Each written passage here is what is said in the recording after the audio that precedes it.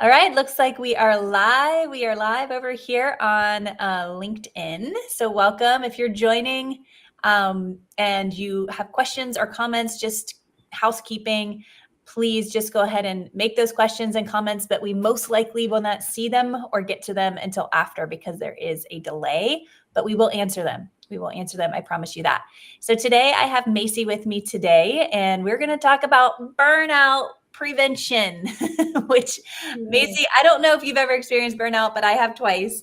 So I'm stoked that you're here to help us share with leaders and employees about how we can actually prevent it. Because that's the key prevention, right? Mhm. And when I look at the industries across the board, and I come from corporate health and wellness, now I've been on the online space serving businesses, it's everywhere, right? And so by having practical tools and methods in our back pocket and actually using them, right? I think Tony Robbins says knowledge is potential power. So whatever you learn here today, take one thing and take action on it, right? If you do anything today, please. I know your loved ones will thank you, your body will thank you, your mind will thank you. Mhm. And that's what we're here to do, is just support and engage.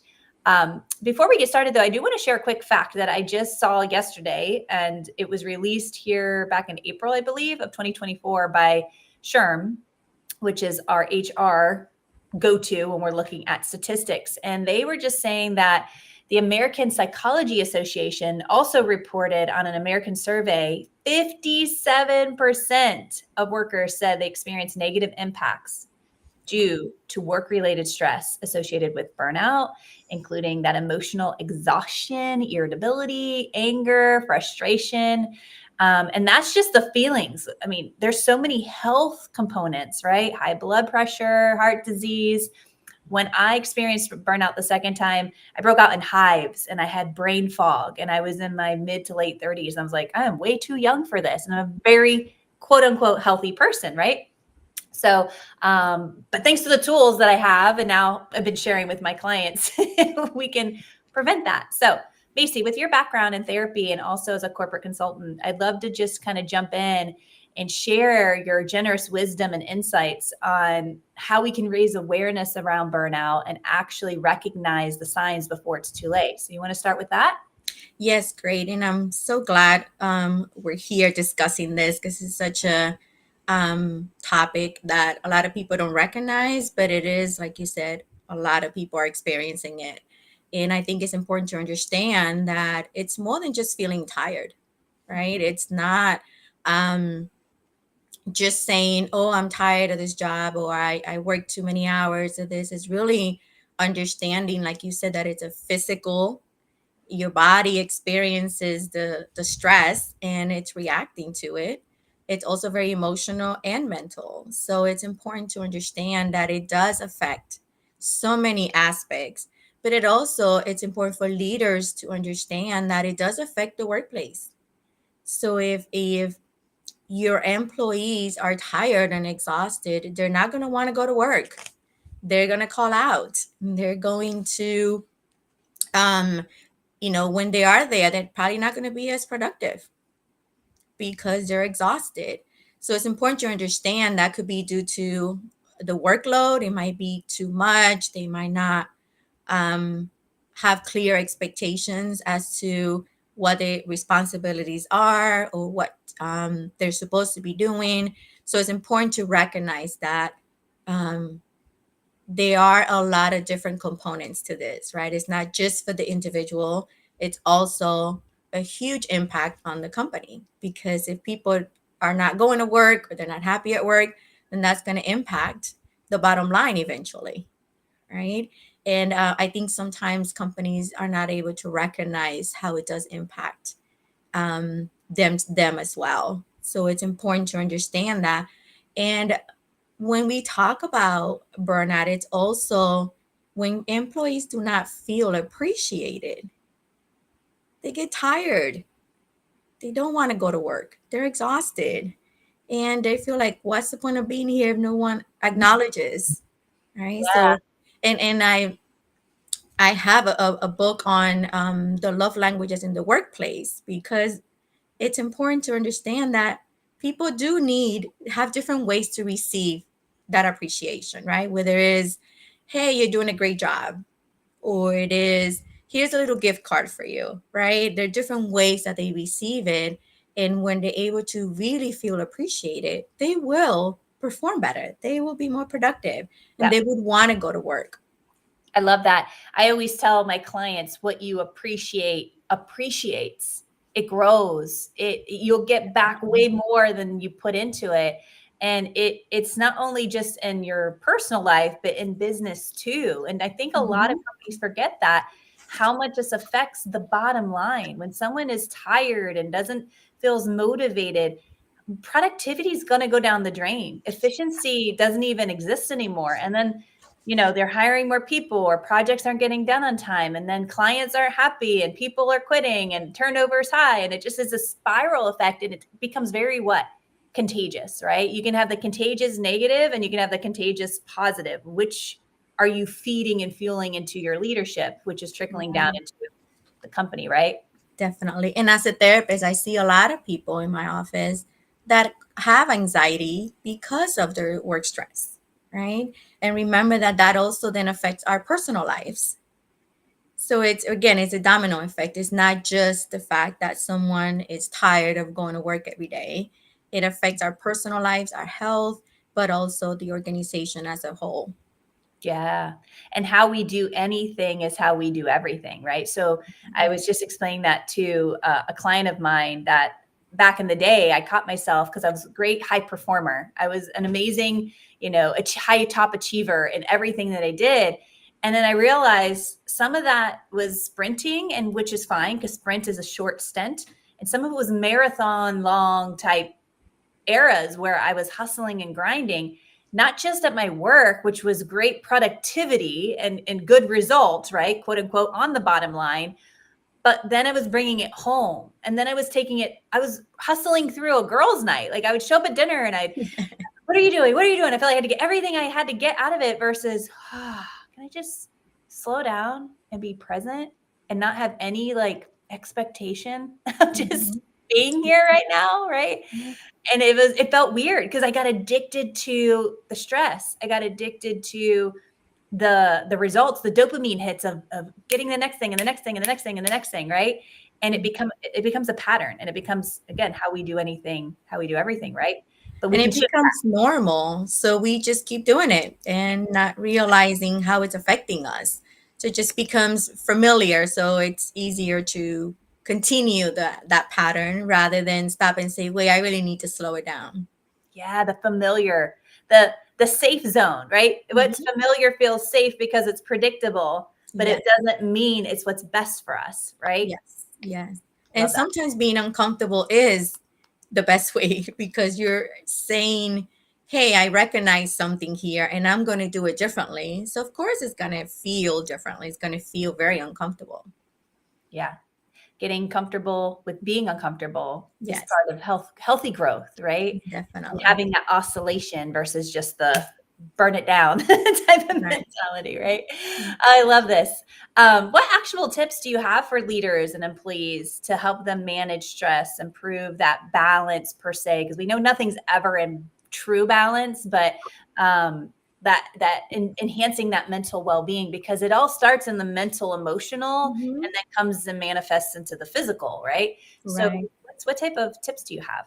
Yes. So, first, I really experienced these things because when I work in HR, I notice how discouraged people are coming to work. And then when I started implementing certain things, people wanted to come to work. People felt more productive. And then again, that increases the bottom line, that reduces turnover. So it does work, not only because, research says so. I've experienced it myself.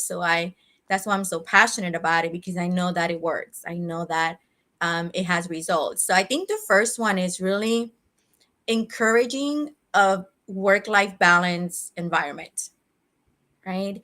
Acknowledge that we're all human beings, right? And we are going to need at times time off, or maybe we need to work one day from home.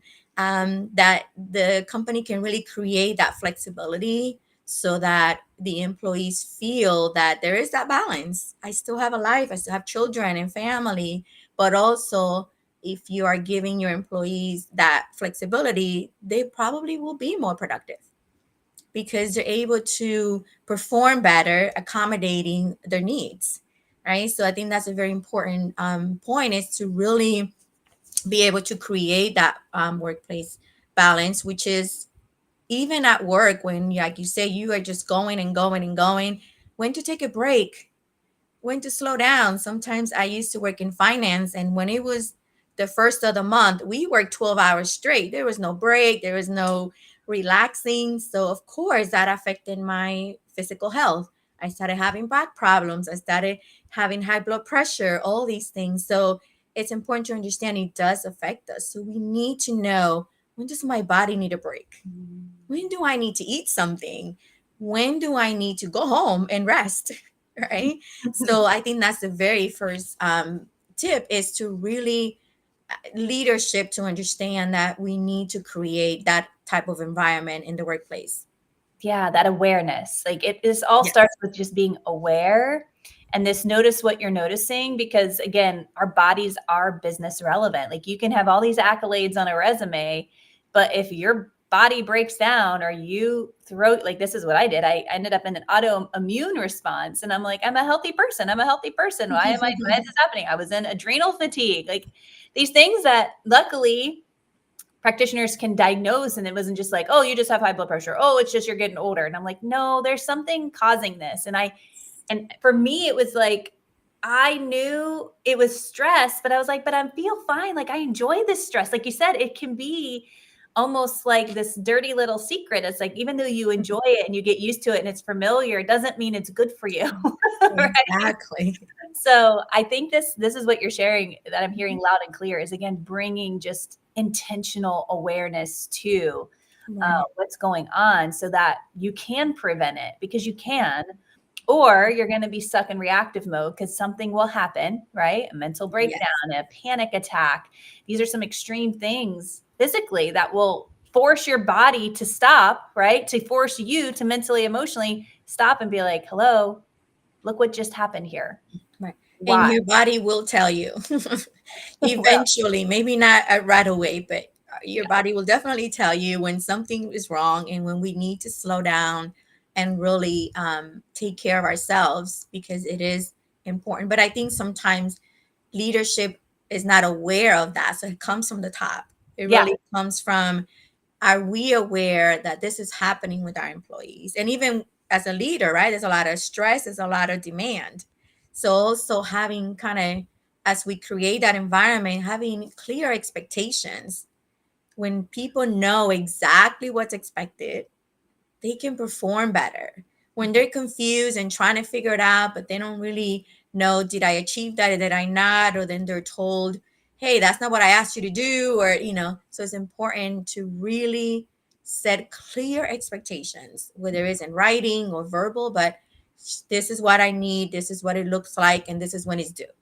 I'm so glad you had expectations. That was my number one tip I was going to share today, is monitor the pressure, whether you're in a leader Yes. position or someone is above you, because this is what I've noticed. And my husband, thankfully, checks me on this all the time. He's like, why are you putting so much pressure on yourself for this? And I'm like, oh my gosh, you're so right. Like, Yeah. I'm the one putting the pressure. I'm the one running the ship. Why am I putting, like, I can choose to have fun with this and give myself some grace and Yes. still get it done on time, right? But it's like checking in, that awareness, intentional awareness around the pressure and expectations you have on yourself, expectations others have on you. And I Mhm. know that you said, you mentioned verbal and written. I think that is a must, because the deadly expectations are the silent, unspoken ones Yes. in business and in life. Like my husband had unspoken expectations of me because I would just do things. And then I had unspoken expectations on him because he would just do those things. And then it's like, when it's expected, but then not appreciated, right? It's like Yes. unspoken. Oh, that can cause so much feud and unnecessary Totally agree. stress, Yes. right? I'm glad you brought up the personal area, because it does affect our personal relationships as well. Yes, the sneaky, Yes. I call them sneaky, unspoken Right. expectations. Yeah. And the fact that, again, just bring awareness, like, where in my life am I feeling the pressure? Who Mm-hmm. is expecting this from me? Is it just me? Is it Right. somebody else? Is it a team of 20? Like, who's expecting that? And then go have I call it a confident conversation and say, hey, this is what I'm feeling. This is what I'm experiencing. Is this what's true? And if everybody's like, no, we never expected that, right? Right. It's like, Right. whew, take the pressure off, right? Yes. Or set new boundaries, which is another thing I Right. think is key. Yeah. It's like being open to like, hey, this is no longer okay, right? So this is Right. my new boundary in place, and respect Yeah. yourself enough to have the courage to have those conversations, which aren't always easy. Yes. And that goes to my next point is really open communication, right? Have people feel comfortable enough to come to you as a leader and share with you, hey, I'm struggling with this, or I need help with this, or this is my suggestion as to what could be better, right? They're the ones doing the work. We need to take their advice and their input, and see what we can do with that, right? So when people feel like you said that we can open up, then again asking, hey, am I doing this right? Is this what you needed from me? That's open communication. So that goes back to, right, setting the clear expectations. If we don't know how to communicate that way, we can't really understand what's expected of us, or what, like you said, what we expect of ourselves. Yeah, I love that. And the communication side too is a two-way street, right? So we need to encourage our employees, if we're the leadership, to feel comfortable to come be open with us or someone on leadership. But do we as leaders really know how to active listen, right? Exactly. To just listen without judgment, without feuding, and asking better questions to Mhm. clarify. Because Yeah. so much assumption can be wrapped up, even between you and I, Macy. Like, we could have a conversation and you could make something mean something over here, and I'm meaning something over here, without clear, Right. honest communication and active listening and quality questioning on both sides. We might walk away thinking we both know what the expectations are, and it's radically different, right? Exactly. Yeah. So, And yeah, it's as you say that, it's really listening to understand, right? So if I listen with that in mind, that I really just want to understand rather than respond, then we are more curious. We ask more questions. We're more involved. So then we got, oh, that's what we're doing. And then it leaves that relief that, okay, now I know what's going on. which as a therapist you're really really good at, but as leaders I think some leaders are thrown into a leadership role and aren't ever reminded or taught, right, Yes. to seek to understand before being understood. Definitely, definitely. Yeah, I think a lot of the times they're not trained in that area, which is important that we bring that to the workplace because it's very needed. Even like we mentioned about appreciation, right? If we're not taught, how do I appreciate my employees? What do I do to appreciate them, and recognize their efforts? Sometimes we feel, well, it's their job; they just do it. Why do I have to appreciate them? The Well, because reality we is, can go get another one, right? exactly. No. Exactly. Well, and it's like, well, and let's be honest, we're meaning making machines, right? So Mhm. everything that we hear, we're having our own experience. And when we make something mean something, we also could be making assumptions, right? And assumptions are not a bad thing, but they're also not a good thing. It just is part of who we are as a human, right? We Right. assume based on past experiences, but it's Mhm. also not fair to the other person because we might assume something that is completely wrong, right? Not the truth. So I would love to talk a little bit, if you'd like, on the accountability side of creating a culture of open communication and like how leaders can have certain policies or prioritize that Mhm. employee health, and long-term engagement so that it feels like just a part of the culture and not just a thing they have to do and check off their list.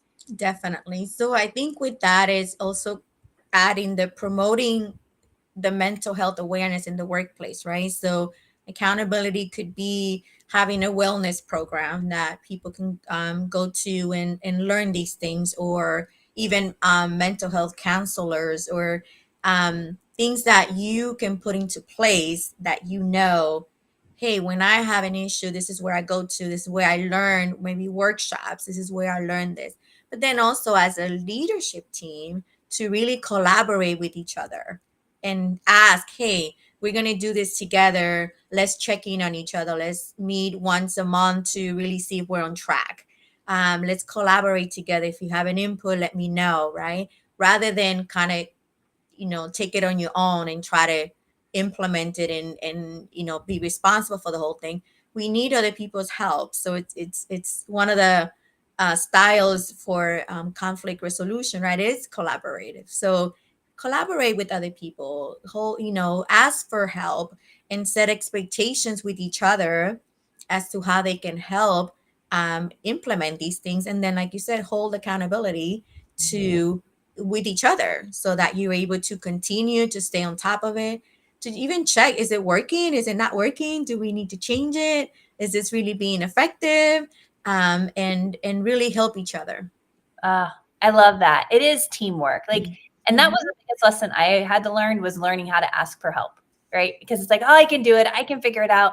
And it's like, well, I can be more efficient. And who doesn't like to help someone? Like, asking for help does help the person who's asking and the person who wants to give the help, because they could probably have the answer and be very Exactly. efficient with that task or that answer, right? Instead Yes. of it taking for, way longer than it needs to be, which all goes back to affect the bottom line. Right. I actually have a lot of executives go through my Rise Up program, which is all about just tapping back into the subconscious mind and rewiring for next level success, because there is unlimited potential there. There is unlimited possibilities. And sometimes we Mhm. get stuck in the familiar, and we're like, well, this is just the way that it is. I want more money freedom. I want more time freedom, but I have to work more and I don't have the time to work more. And it's like, well, you got to think smarter, work smarter and not harder, right? It's like, who could do some of these tasks? Where can you delegate? Where can you have some boundaries? How can you ask for help? And that's working smarter and actually scale a business and provide an opportunity for somebody else to step into a role they've been really desiring to do and be, right? Mhm. So yeah, there's so many things I've seen start at leadership and trickle down by investing in themselves, right? Which I Yes. think Yes. that's where a lot of new companies get a little nervous and scared, but Mhm.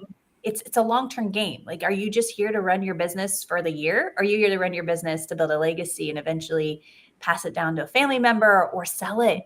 Right? What's the point of all this hard work? Yeah. What's your why? What's the why? And so many people don't know that. So many Mhm. people make decisions in default mode. And Yes. that's the number one regret of the dying. I'm actually speaking at a big conference in November about this. The number one regret of the dying is living out somebody else's expectations and not having the courage to live out their own.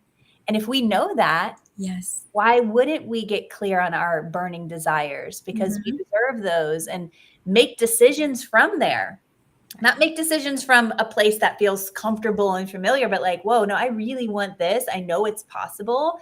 I've never experienced before, so I'm a little nervous. I'm a little scared, but you're stepping into that part of you that is wanting to grow and expand. It's going to be very uncomfortable, but it Mhm. doesn't have to be so uncomfortable it's painful. It can be fun too, right? Yeah. Yes. That's great because that goes to my last point, is really encouraging personal growth, Yeah. opportunities to grow. We need to grow. And that's how we're able to keep motivated to do it better, like you said, do it smarter rather than working so hard. So personal growth is a very important, whether it's training or, if it's an organization changing to a better position, a different position, to really encourage, where do I fit best? What is that gives me energy, the passion that I have for encouragement? And even, like you said, having workshops and all these different trainings to help us grow and to help us.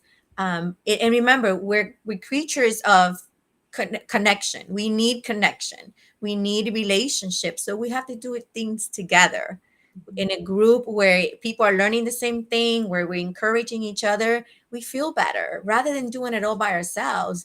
We're not created to be alone. So we need each other for that. Yeah, absolutely. That's a great reminder, because I am a very lone wolf. I Mhm. I I love to do Them things too. on my own. I feel like I can get it done faster, but every time I'm in a community where it feels safe and growth is happening, I am energized on a whole nother level.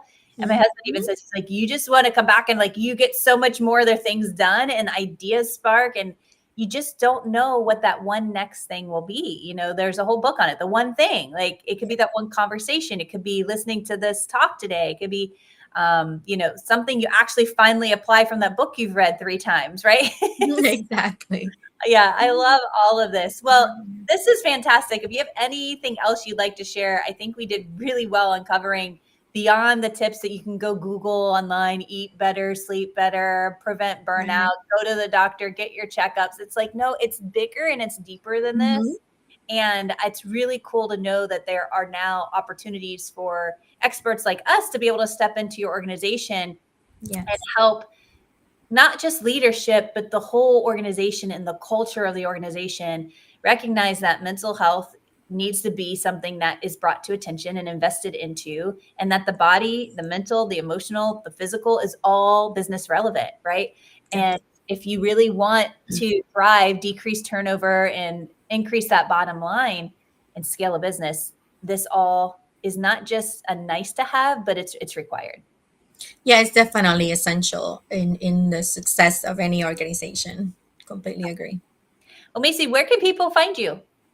Yes, so I have you can start with my website, which is oneaccordconsulting.org. You can message me on LinkedIn, and it has all my information as to my phone number and everything. But my website will be the first step, and there is a form where you can fill out so I can connect you. I would love to really bring more awareness in the workplace to really help organizations become more successful and reach their goals. Yes, and the best way to do that is by prevention of burnout for sure, right? Hands Definitely. down. Yes.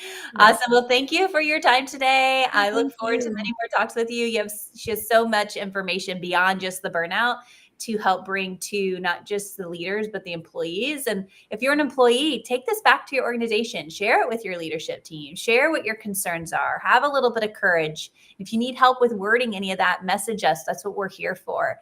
It just takes one person in organization to create that spark and allow others to benefit and grow together. So Yes. thanks Well, again. thank you for allowing me to share this important information. So thank you so much. Oh, it's needed. I'll take this to the mountaintops every day. So thank you too for your time. And Thank we'll look you. forward to doing this again soon. All right.